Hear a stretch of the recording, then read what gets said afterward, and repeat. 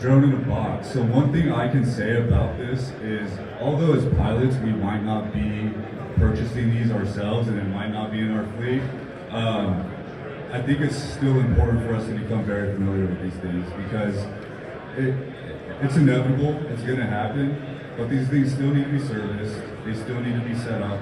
It's still going to be really important to get familiar with them. They still need flight plans.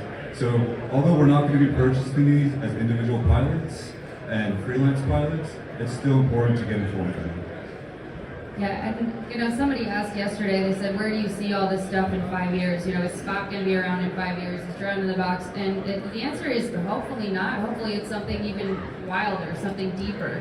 If we're all going to stay on the bleeding edge of this very new industry together, then we need to adapt quickly.